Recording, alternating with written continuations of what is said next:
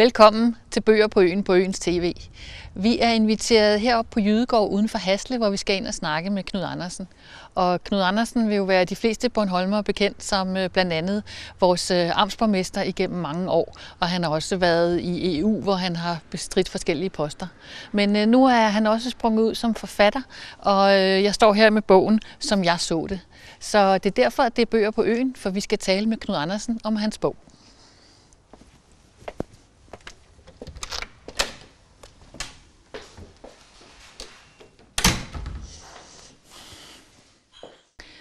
Knud, så sidder vi bænket her i stuen på Jydegård, hvor der også har siddet så mange andre af dine samarbejdspartnere i tidens løb. Men det er en helt særlig anledning, fordi du har begået den her bog, som hedder Som jeg så det. Og er det den første bog, du har lavet? Ja, det er. Altså det er ikke det første, jeg har skrevet. Jeg har skrevet en masse artikler og ting, men det er det første bog, jeg har lavet. Ja. Og det er, hvis jeg må knytte en lille kommentar til det at skrive en bog, altså det er en underlig oplevelse, fordi jeg har siddet ved mine PC'er og skrevet de der ting, og så læste jeg igennem bagefter på A4-ark. Men så pludselig, når du afleverer A4-arken, og så ser dine egne ord, som du selv har lavet, i bogform, det er underligt. Ja. Det er ligesom det er sådan, bum, der står, og det kan du ikke lave om på. Der er ikke noget med det lidt mere, vel? Har du så haft sådan en oplevelse af, sagde jeg virkelig det? Ja, jeg har jo haft meget fornøjelse ud, fordi du genoplever nogle ting igen. Altså du har jo mange ting som problemstillinger, som jeg synes, jeg har været igennem. De kommer jo igennem en gang, og der er faktisk en del gange, hvor jeg må sige, altså det har jeg nok gjort på samme måde igen i dag. Ja. Fordi man kunne forestille sig, altså tiden er jo gået. Og forhåbentlig er jeg jo blevet lidt klogere for 20-30 år siden. Men jeg må sige, at grundlæggende så har jeg den samme holdning til nogle af de problemløsninger, jeg dengang valgte. Ja. Men du lægger jo ikke fingrene imellem. Altså jeg tænker også, når du så ser det i bogen, og andre skal læse det, så tænker jeg, skulle jeg måske have formuleret mig mere diplomatisk, eller skulle jeg have skrevet det på en anden måde? Du siger, det er sådan anderledes at se det i bogen, end at se det på din computer. Nej, altså jeg har ikke oplevet, at der var ting, som jeg synes, jeg skulle have hensyn til læseren eller hensyn til de personer, jeg omtaler. Og det man jo også skal være opmærksom på, når man læser bogen, det er jo ikke et forsøg på en selvbiografi. Nej. Det er det ikke. Det er et forsøg på at beskrive, hvad er for en reaktion, som det offentlige Bornholm havde dengang, at det gik helt galt for os med fiskerikriser og de ting, der skete i omkring 90. Og hvor jerntæppet så faldt samtidig med, hvordan reagerede vi så. Og det er det, jeg har forsøgt at fortælle den historie. Og så er det selvfølgelig også lidt om, hvad er det for en overvejelse, som jeg selv gjorde mig i den anledning. Den blev præsenteret op på Kunstmuseet, som du også har haft en stor finger med i spillet der. Og der havde du så også både din redaktør og din forlægger med, som også sagde lidt. Og det er jo Michael Berg Larsen, der har redigeret. Ja. Men han har så også fortalt mig, at nej, han skriver jo selv. Altså det er jo ikke noget med, at det er en ghostwriter eller noget. Altså du har skrevet din bog, og så har han været inde og kigge lidt og rykke lidt rundt på nogle afsnit, som han sagde. Så er det Brian Christensens forlag, der har udgivet den. Og det er jo sådan et fint lille forlag, som havde 3 års fødselsdag her i går. Ja. Med boghandleren også. Den er trykt på Bornholm. Kan vi så godt blive ved med at reklamere for de lokale ting her på Bornholm. Har det været vigtigt for dig, at det alt sammen har været bornholmske aktører? Ja, altså jeg synes, det ville være vanskeligt, og med den historie, jeg vil fortælle, så synes jeg, det ville have været vanskeligt at have en, der ikke var bosat på Bornholm til at lave. Og desværre så findes der jo ikke bogtrykkerimaskiner på Bornholm, som laver sådan noget. Fordi så var det jo rent teknisk blevet trykt på Bornholm. Det er det så ikke. Men det er blevet, trykkeriet jo så blevet arrangeret via Hækkenholm. Ja. Men jeg synes, jeg har haft meget fornøjelse af at have både Michael Berg Larsen og Brian Christensen som samarbejdspartner i projektet, fordi altså et er jo at sætte sig ned og skrive tingene altså finde ud af, hvad var dørtoer, hvad var mængder, hvordan var det lige præcis vi gjorde. Altså der har jeg jo fundet i dagsordner og sådan noget. Jeg har været på Tidendes arkiver, jeg har været på Øarkivet og finde noget af. Men når du så får fundet ud af det og skrevet ned, så bliver det jo let sådan lidt i kronologisk orden. Ja. Og når det er det, så er det i hvert fald Michaels opfattelse, Michael Berg Larsens opfattelse, så bliver det halvtidligt at læse. Så han har brudt om nogle andre historier i nogle andre sammenhænge. Og det er min egen oplevelse, det er, at det er blevet klart bedre ud det. Ja. Og så er der nogle ting, jeg tror har pillet af 90 år ud, vel, hvor han sagde, der er ikke en bønne med den historie, som vi vil fortælle. Og det er jo det, der er lækkert med at have en, der ikke har set ordene selv, eller for en stor dels vedkommende ikke selv været en del af processen. Der kommer sådan, altså den går bare ikke. Der var helt fint. Og så kombineret med Brian Christensens erfaring, fordi altså, jeg mener, at det er den første bog, som Michael har været med til at lave. Hvorimod det er jo så Brian Christensens stærke side, at han har jo udgivet en masse, over 100 forskellige bøger. Så den der kombination har jeg haft meget fornøjelse af. Jeg synes, jeg har lært meget at samarbejde med dem. Jeg faktisk har Brian Christensen vel haft fat i kraven på dig før, ikke? At du er med i bogen om... Nej. Det er du ikke med i bogen om Væsentlig Bornholm? Nej, og jeg er ikke engang blevet spurgt. Nej, hvad er det dårligt? Jeg har altså ikke spurgt Brian, hvordan det kan være. Men altså, det er vel fordi, at han har jo taget en for hvert område, hver sit område. Jo. Og så kan jeg godt forestille mig, at man har fundet politikere, der var mere interessante end mig. Det er fair nok.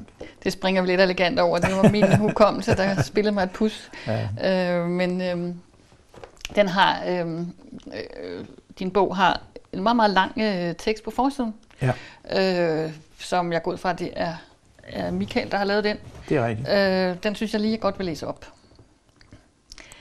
I næsten 40 år var han en markant skikkelse i bornholmsk, dansk og europæisk politik.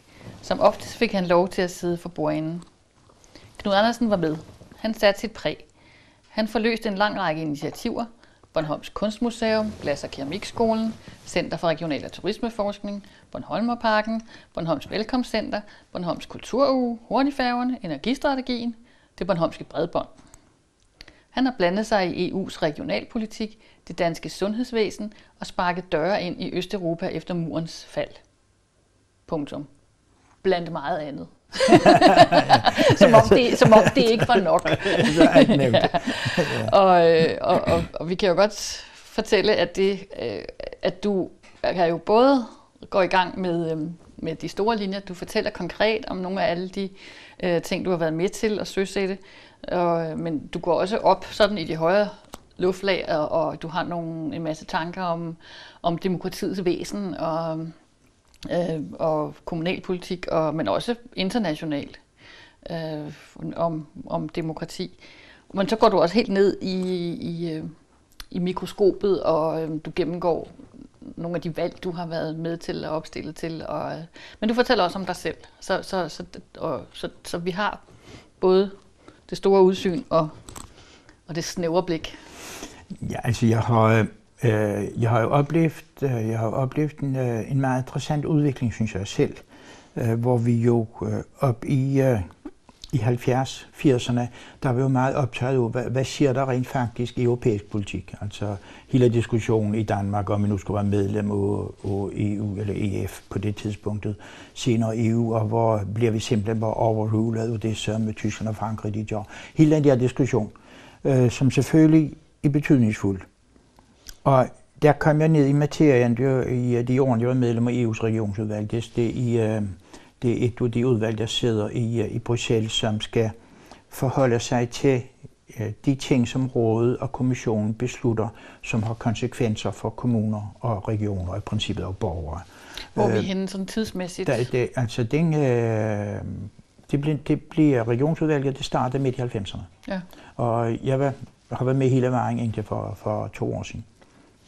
Og du får man så indtryk af, eller du fik jeg i hvert fald det indtryk af, at det er så ordentligt vigtigt, den der koordinering, der sker af lovgivningsmæssige bestemmelser i Spanien, Grækenland og Danmark osv.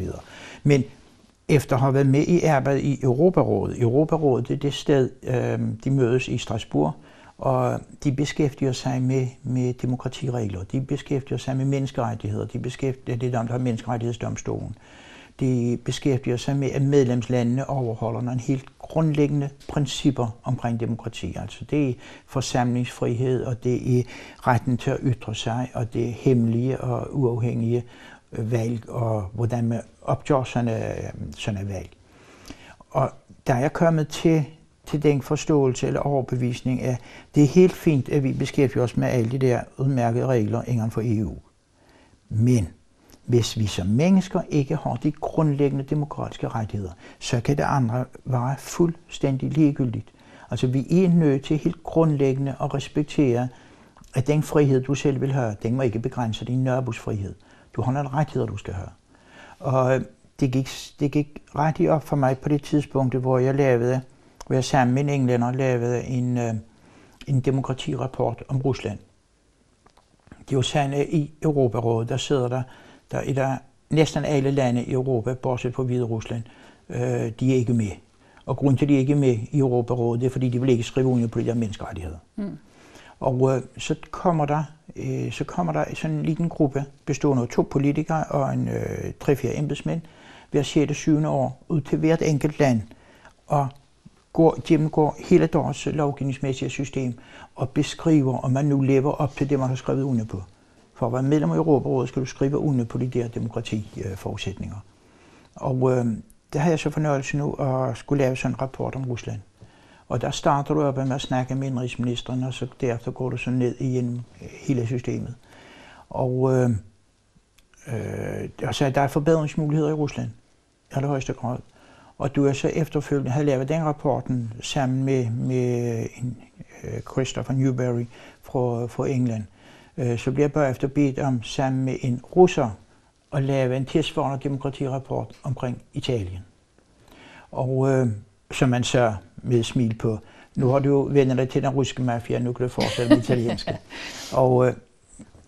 Men det gør mig så af den der oplevelse nu, hvor vigtigt det er, at vi har de der grundlæggende menneskerettigheder.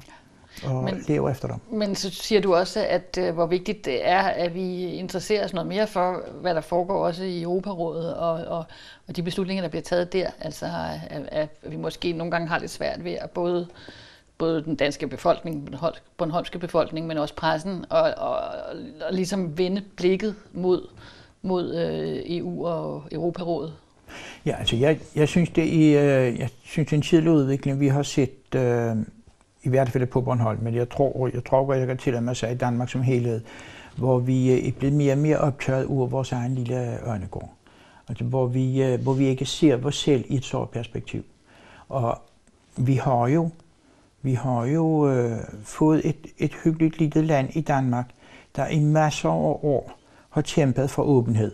Åbne grænser, fri bevægelighed, og ikke kun mennesker, men også kapital. Og sådan at vores dygtige unge mennesker, de kunne være veluddannede, de kunne tage til udlandet og sælge danske produkter, og de kunne arbejde der og komme hjem igen. Og de kunne ovenikøbet møde en ægtefælle i udlandet og få hende eller ham med hjem igen. Det kan man ikke mere. Nej. Nu i den grad blevet så bange for alt, hvad der er anderledes. Alt, hvad der ikke er næsten i medlem af den danske folkekirke, det kan vi bare ikke lide. Altså vi tør slet ikke den udvikling, der ligger i at acceptere islam, acceptere folk, der har en anden hudfarve, et andet sprog, acceptere en katolik. Altså tanken om, at de kunne være dygtigere på nogle områder, hvor vi kunne lære noget, det har fuldstændig forladt den danske befolkning.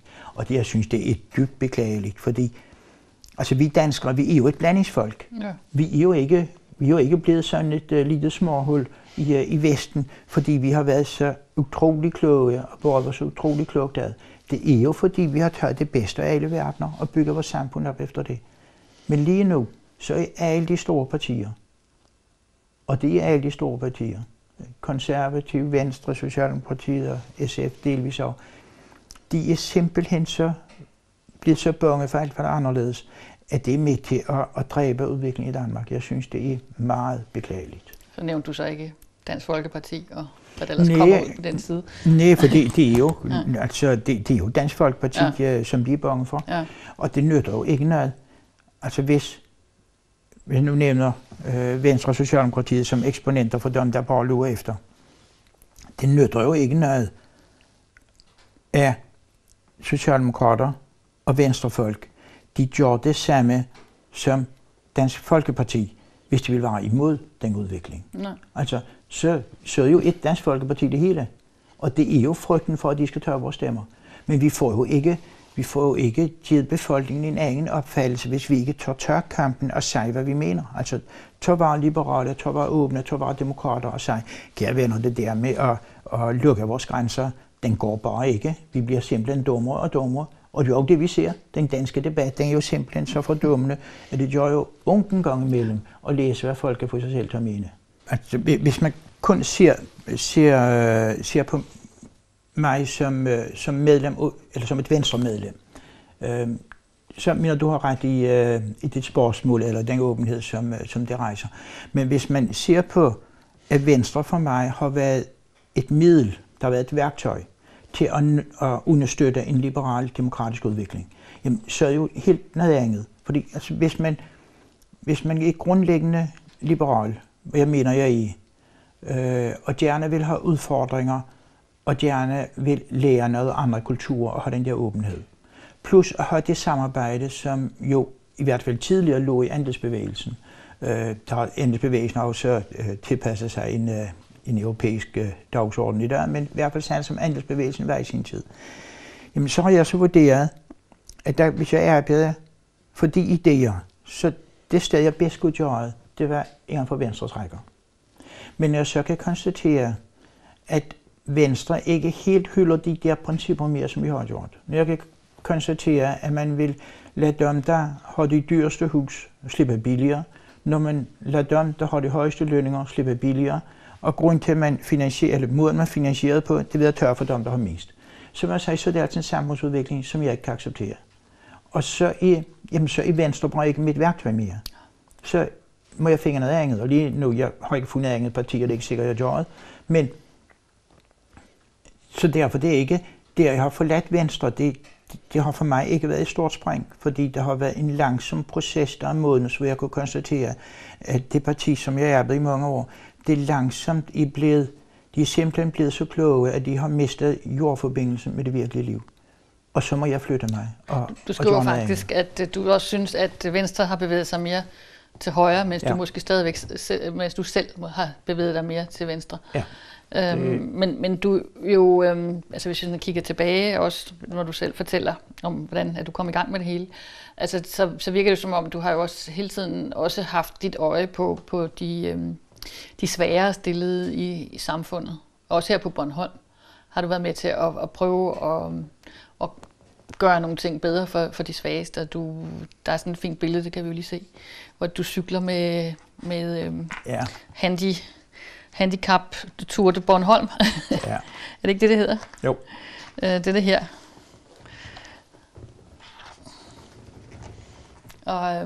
Og handicap Tour de Bornholm, det var jo en idé, der startede nede i Nexøhuset ved Allan Hedegaard, som jeg synes er en fantastisk person. Altså Allan, han var jo den, der i hvert fald over for mig og den tid. Så vi har alle sammen noget tilbyde. Altså mange, som har et fysisk eller et psykisk eller et fysisk-psykisk handicap, de har jo blevet turet øren fulde, og at de skulle bare have hjælp, og de havde ikke noget tilbyde andre. Allan begyndte jo at understrege, hvad vi kan, i stedet for, hvad vi ikke kan. Og der i Handicap Tour de Bornholm bliver det et fantastisk projekt, som samlede folk fra nær og fjern. Og det var jo med til at gøre, at selvom du havde et lille handicap på et eller andet område, så kunne du komme ud i gadebilledet og være synlig og tilbyde det, der nu du kunne tilbyde.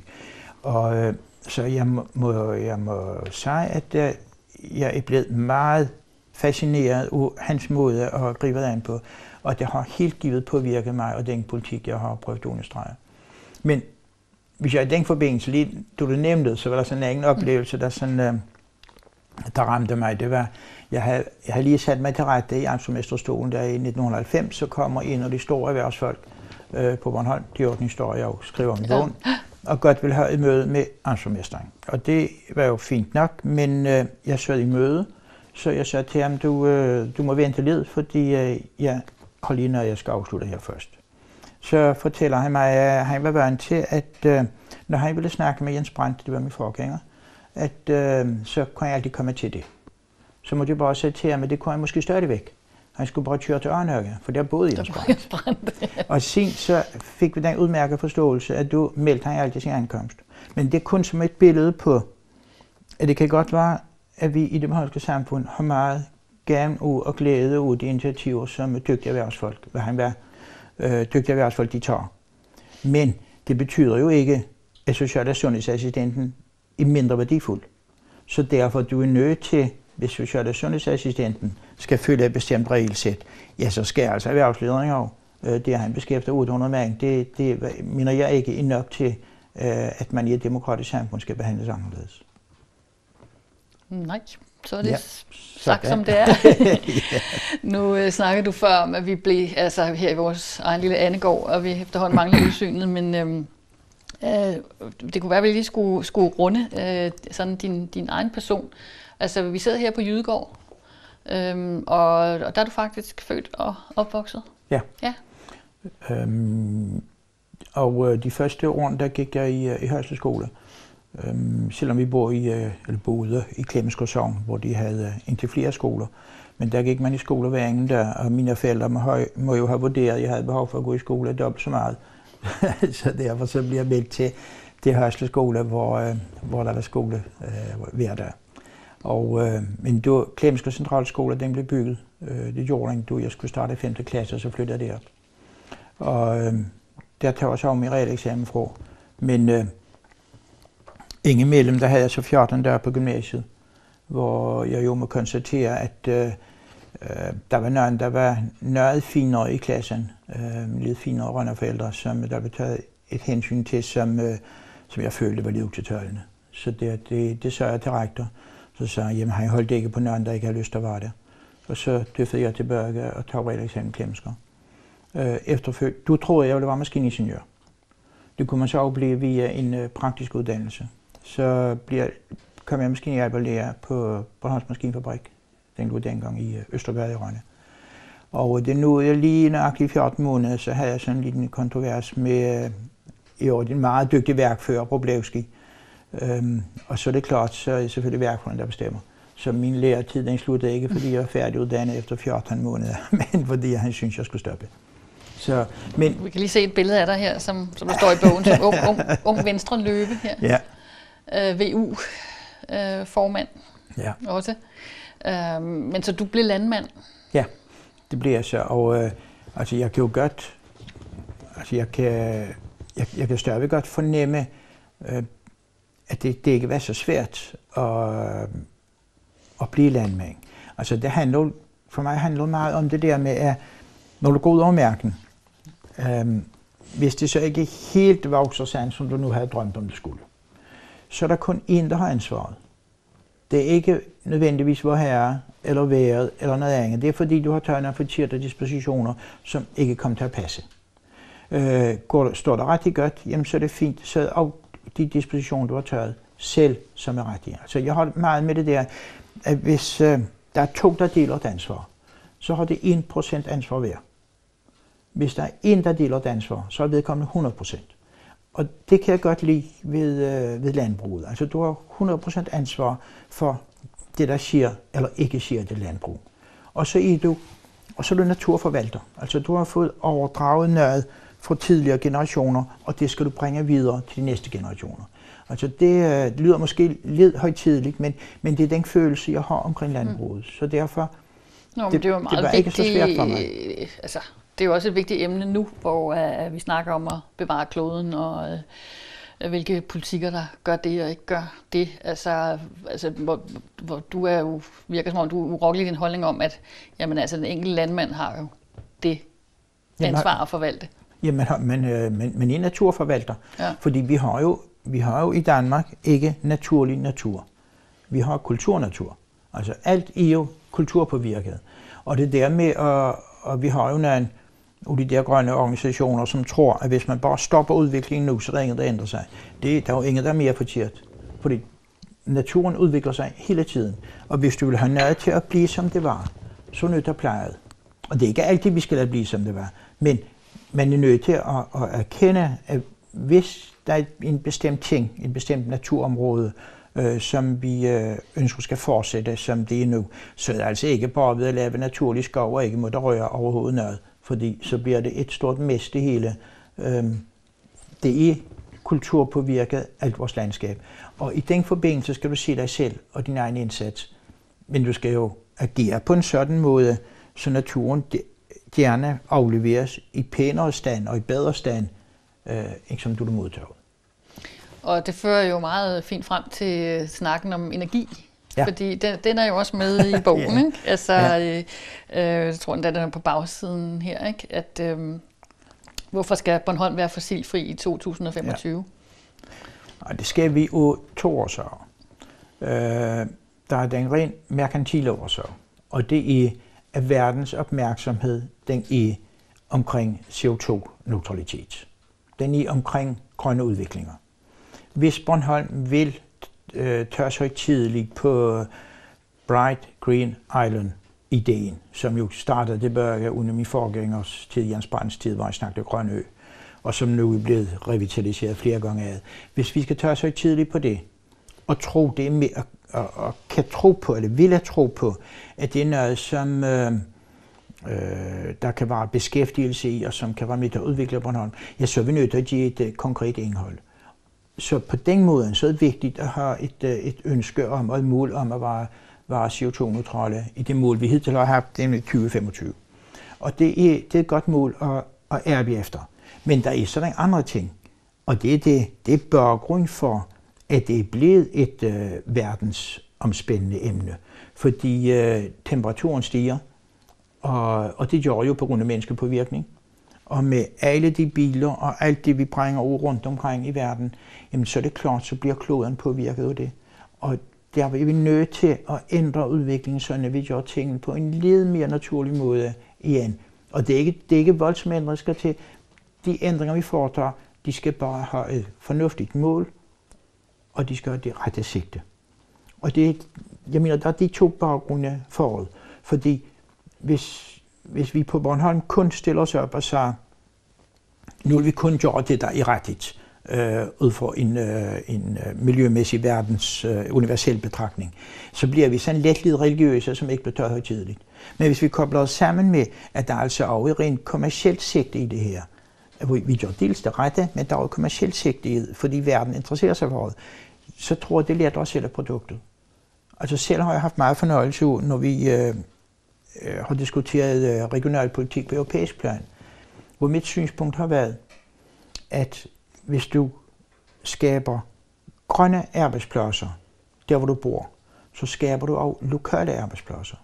Altså en grøn udvikling, den er mere lokal end som en sort udvikling.